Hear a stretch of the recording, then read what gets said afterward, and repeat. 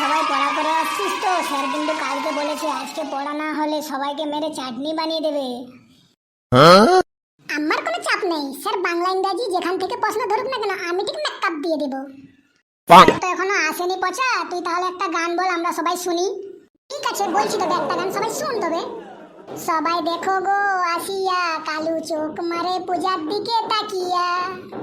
কি বলি পচা তুই? আমি পূজাকে আঁক মারি? হ্যাঁ আমি দেখলাম তো তুই পূজাকে আঁক মারলি। এই সবাই চুপ, আর ঝগড়া করিস না, ওই স্যার আসছে।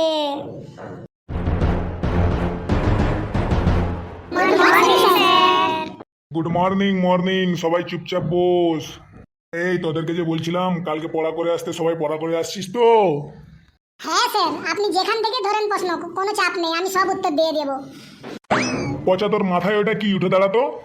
স্যার এটা টিক পড়ছি, টিক। আরে পচা, ঠিক তো মেয়েরা পরে, তুই পরেছিস কেন? স্যার আপনি জানেন না আজকালের মেয়েরা আর কেউ টিক পরে না, তাই আমি পরে চলে এসেছি। ঠিক আছে তুই বস। আচ্ছা পচা, তুই একটা প্রশ্নের উত্তর বল। কাল কয় প্রকার ও কি কি? স্যার আপনি আমাকে এত সহজ প্রশ্ন জিজ্ঞেস করলেন। বলছি স্যার, কাল হলো 4 প্রকার: সকাল, বিকাল, গতকাল, আগামীকাল। তোদেরকে আমি এই শিখেছি? চুপ কর বেয়াদব। আচ্ছা পচা, এবার বলতো তুই, আজকাল সরকার মেয়েদেরকে পড়ালেখায় এত সুযোগ কেন দিয়েছে? স্যার আপনি এইটা জানেন না? এটা তো একদম আমার বাঁ হাতের খেল। স্যার সরকার সুযোগ দেওয়ার কারণ হলো মেয়েদেরকে, মেয়েরা যদি স্কুলে যায় তো ছেলেরা এমনিতেই স্কুলে আসবে, তাদেরকে আর কোনো সুযোগই দিতে হবে না, তাই স্যার। আচ্ছা বলতো, ভারত হলো কোন জলবায়ুর দেশ? স্যার ভারত হলো কারিশমা জলবায়ুর দেশ। গাদা কোথাকার, এত সহজ প্রশ্নের উত্তরও জানিস না? স্যার বাংলাদেশ যদি মৌসুমী জলবায়ুর দেশ হয় তবে ভারত কারিশমা জলবায়ুর দেশ কেন হবে না? কালু, এবার তুই বল, ভারতের বর্তমান জনসংখ্যা কত? স্যার 200 কোটি। কি করে 200 কোটি হলো? স্যার আপনি জানেন না নাকি? একটা দল বলছে আমাদের সঙ্গে 100 কোটি মানুষ আছে, আর একটা বিরোধী দল সেও বলছে আমাদের সঙ্গে 100 কোটি মানুষ আছে, তো হলো না 200 কোটি sir. What is your mother name? Sir আমার মায়ের নাম আশা বর্মা। আমি তোকে ইংরাজিতে প্রশ্ন করেছি তো তোকেও ইংরাজিতেই উত্তর দিতে হবে, বল। Sir my mother's name is hopeful.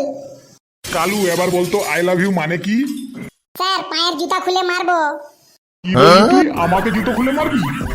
না না স্যার, গতকাল আপনার মেয়েকে আই লাভ ইউ বললাম, আপনার মেয়ে বললো পায়ের জুতো খুলে মারবো। চুপ কর বেয়াদব, তুই বেঞ্চের উপরে উঠে দাঁড়া, হাত দুটো উপরে তুলে দাঁড়া।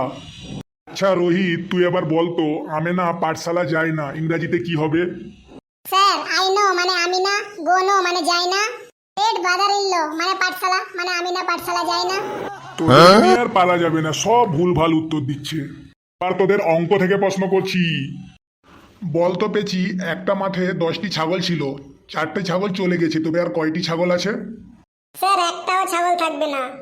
কেন একটাও ছাগল থাকবে না কেন? স্যার আপনি জানেন না, একটি ছাগল যাওয়া শুরু করলে তার পেছনে পেছনে দল বেঁধে সব ছাগল পালিয়ে যায় আর কেউ থাকবে না। চুপ কর বেয়াদব, তুইও বেঞ্চের উপর হাত তুলে দাঁড়া। আচ্ছা পচা, তুই বল, ধর একটি আম গাছে 10টি কলা আছে, তার থেকে 4টি জাম পেড়ে নেওয়া হয়েছে, তাহলে আর সেই গাছে কয়টি লেবু থাকবে? স্যার 6টি হাতি থাকবে। বাহ, তুমি কিভাবে জানলে?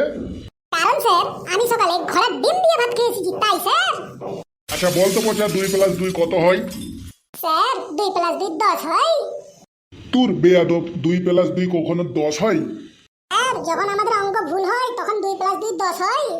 বেশি ভন্ডামো করিস না, তোর মার একটাও মাটিতে পড়বে নি পচা। আর রোহিত তুই বল, সূর্য আমাদের কাছে না পাকিস্তান আমাদের কাছে? স্যার সূর্য আমাদের কাছে। কি করে জানলি তুই, বল সেটা।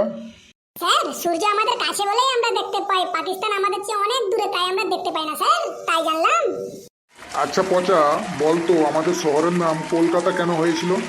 স্যার এইটা আপনি জানেন না?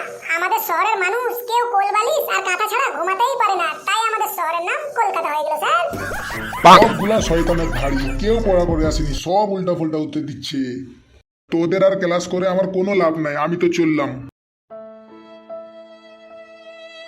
আর শুন, তোরা ওইভাবেই দাঁড়িয়ে থাক কান ধরে, কেউ চিল্লানো চিল্লানো করবি না।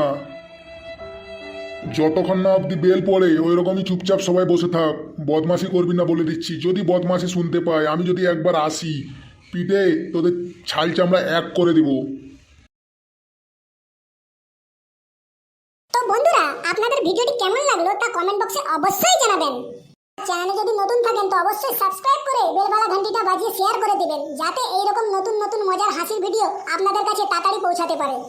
আমার এইরকম নতুন নতুন মজার হাসির ভিডিও দেখে আপনারা সুস্থ থাকুন এবং হাসতে থাকুন। ধন্যবাদ।